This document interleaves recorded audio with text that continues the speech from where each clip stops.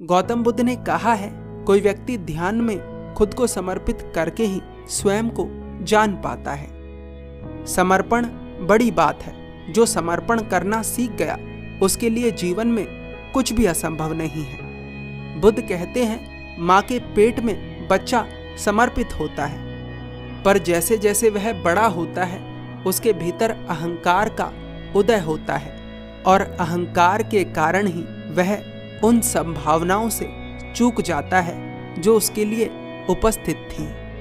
कई बार समर्पण अहंकार से प्रेरित होता है। आज इस कहानी में हम जानेंगे कि अहंकार से प्रेरित समर्पण क्या होता है।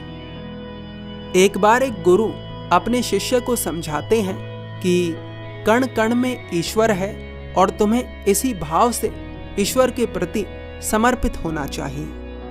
वह शिष्य गुरु की बात सुनता है और पूछता है, गुरुदेव, क्या समर्पण करने से मेरा उद्धार हो जाएगा? गुरु कहते हैं, निसंदेह, अगर तुमने अहंकार रहित समर्पण कर दिया तो तुम्हारा उद्धार निश्चित है। शिष्य गुरु की बात समझ लेता है और अपने अन्य कार्यों में लग जाता है। एक दिन शिष्य एक जंगल के रास्ते से गुजर रहा था। अचानक उस शिष्य को सामने से शोर सुनाई देता है। सामने से एक हाथी उसकी तरफ दौड़ा आ रहा था।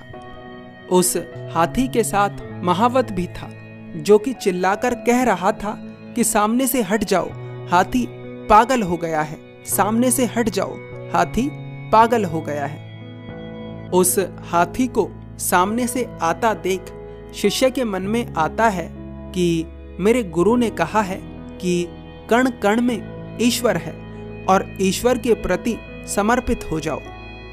शिष्य सोचता है, जब कण कण में ईश्वर है तो इस हाथी में भी ईश्वर है, और जब इस हाथी में भी ईश्वर है तो मैं तो इसके प्रति समर्पित हूं, ये मुझे क्यों मारेगा? वह शिष्य रास्ते में बैठ जाता है और आंखें बंद कर लेता है और कहता है, मैं समर्पित हूं तुम्हारे लिए, अब तुम्हारा जो मन करे वो करो। वीडियो को पॉज करिए और कमेंट करिए कि हाथी उस शिष्य के साथ क्या करता है। उस हाथी के साथ जो महावत था वह जोर से चिल्लाता है, हट जाओ, उठ जाओ, ये हाथी पागल है, उठ जाओ। पर वह शिष्य आंख बंद करके बैठा रहता है और मन में ये भाव करता है कि मैं समर्पण कर चुका हूं, अब तुम्हारा जो मन करे तुम वो करो।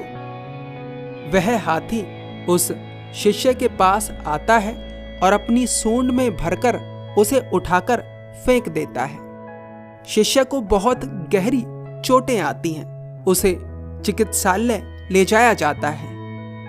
इस घटना के बाद शिष्य को दर्द से ज्यादा आश्चर्य होता है, क्योंकि पहली बार उसे लगता है कि गुरु की बात गलत निकली है। शिष्य के जख्मों पर दवाई लगाई जाती है।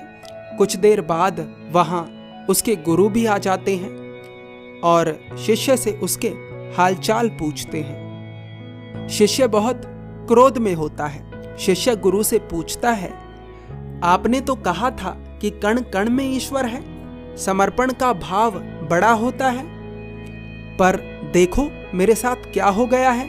आपने मेरे साथ इतना गलत क्यों करा? आपने मुझे गलत ज्ञान क्यों दिया?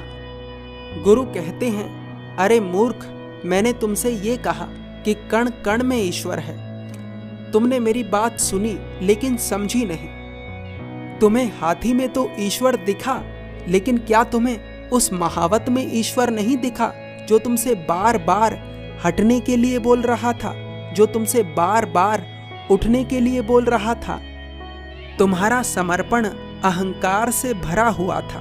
तुमने मन में सोचा कि आज मैं ईश्वर की परीक्षा लेता हूं, जबकि ईश्वर सामने से चिल्ला रहा था कि उठ जाओ, हट जाओ, लेकिन तुमने अपने कान बंद कर रखे थे। उस शिष्य पर हम हंस सकते हैं, लेकिन हम भी जाने अनजाने यही गलती कर रहे हैं। तुमने देखा होगा, कोई व्यक्ति भक्त बनता है और उसके बाद वही व्यक्ति नास्तिक बन जाता है।